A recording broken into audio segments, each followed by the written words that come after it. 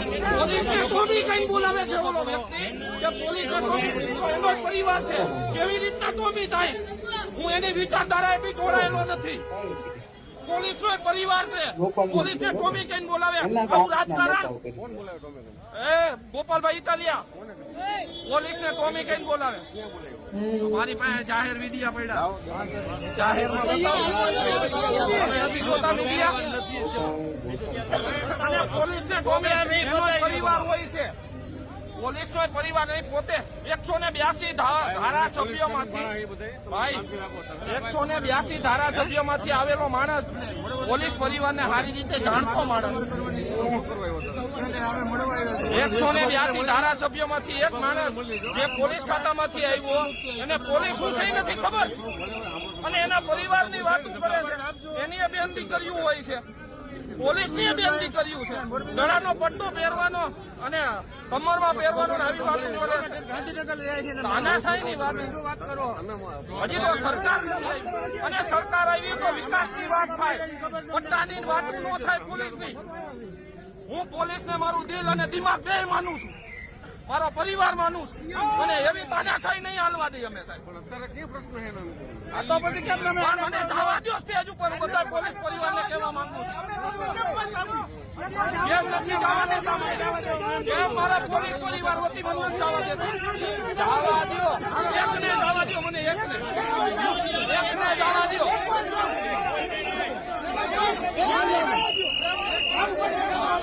આની સરકાર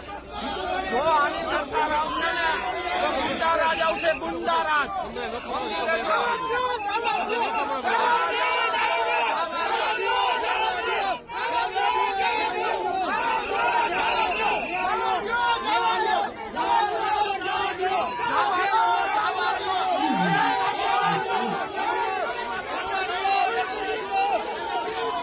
તમે આ વિડીયો જોયો ને આ ગોપાલ ઇટાલિયાનો આમ આદમી પાર્ટીના નેતાઓ ને આમ આદમી પાર્ટીના કાર્યકર્તાઓ પણ હવે ખુલ્લે આમ વિરોધ કરવા લાગ્યા છે કારણ કે હવે આમ આદમી પાર્ટીના નેતાઓને આમ આદમી પાર્ટીના કાર્યકર્તાઓને પણ ખબર પડી ગઈ છે કે આ ગોપાલ ઇટાલિયા ખોટી ફાંકા ફોજદારી કરી ખોટા જૂઠા વાયદાઓ આપી ખોટા ગપ્પાઓ મારીને આ ગુજરાતની જનતાને અને ખાસ કરીને આ આમ આદમી પાર્ટીના નેતાઓને મૂર્ખ બનાવી રહ્યો છે અમે તો રાડું પાડી પાડીને તમને કઈ કઈને તૂટી ગયા કે આ ગોપાલ ઇટાલિયા એક નંબરનો હરામખોર માણસ છે આ ગોપાલ ઇટાલિયા એક નંબરનો નાલાયક માણસ છે આ ગોપાલ ઇટાલિયા એક નંબરનો હલકો માણસ છે પરંતુ હવે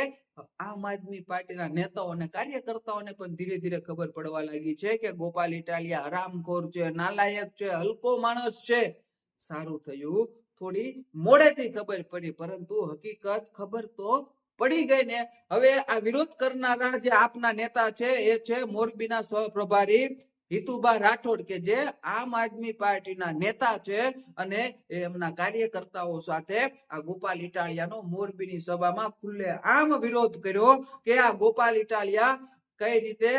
આખી આમ આદમી પાર્ટીમાં તાનાશાહી ચલાવી રહ્યો છે આ હિતુબા નથી કહી રહ્યા પણ હું કહી રહ્યો છું એનું કારણ છે કારણ કે આગળના વિડીયોમાં આપણે આ બાબતે ચર્ચા કરશું પરંતુ આનો મતલબ એવો જ થયો ને કે આ ગોપાલ ઇટાલિયા આખી આમ આદમી પાર્ટીને પોતાના કબજામાં રાખવા માંગે છે આ આપના નેતાઓ કે આપના આમ આદમી પાર્ટીના કાર્યકર્તાઓ ગોપાલ ઇટાલિયા સાંભળતો નથી અને આ ગોપાલ ઇટાલિયાની સૌથી મોટી ખાસિયત જ એ રહી છે કારણ કે જેટલા પણ આમ આદમી પાર્ટીના નેતાઓ ગોપાલ ઇટાલિયાને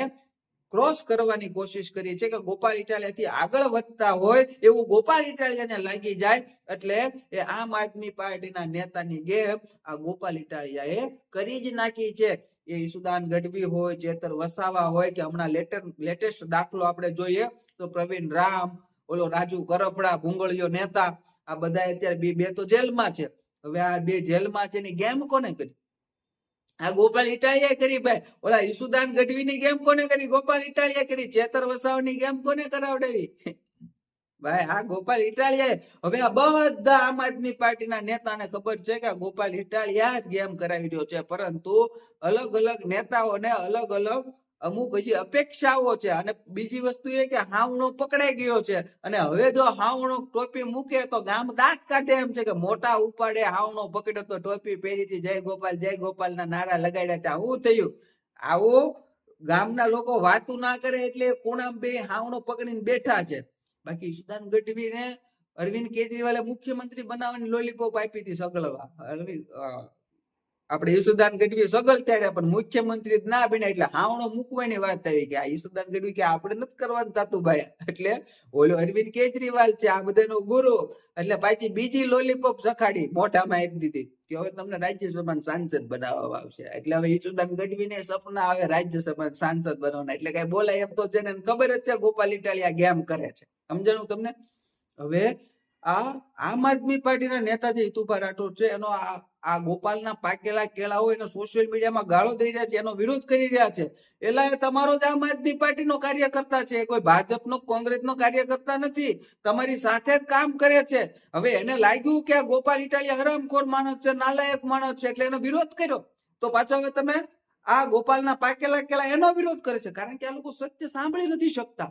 કારણ કે આ લોકો જૂઠું જ ફેલાવ્યું છે, ખોટા જ વાયદાઓ કર્યા છે. હવે એની જ પાર્ટીના નેતાઓ એનો વિરોધ કરી રહ્યા છે, તો આ લોકોને લાંછન લાગી રહ્યું છે, બળવા આવી રહી છે, કાળી બળતરા ઉપડી છે. પરંતુ આમ આદમી પાર્ટી 2027 આવતા આવતા આમ આદમી પાર્ટીમાં એટલા વિખવાદ છે કે આ જ્વાળામુખીની જેમ ફાટવાની છે, અને 2027 આવતા આવતા લગભગ આમ આદમી પાર્ટી વિખાઈ જવાની છે. અને આમ આદમી પાર્ટી વિખાઈ જવાનું જો સૌથી મોટું કોઈ કારણ બનવાનું હોય તો ગોપાલ ઇટાલિયા બનવાનો છે. આ લખી રાખજો. ફરીવાર કહું છું કે આમ આદમી પાર્ટી વિખાઈ જવાનું જો સૌથી મોટું કોઈ કારણ બનવાનું હોય તો આ ગોપાલ ઇટાલિયા બનવાનો છે, કારણ કે ગોપાલ ઇટાલિયાના કારણે જ આખી આમ આદમી પાર્ટી વિખાઈ જવાની છે.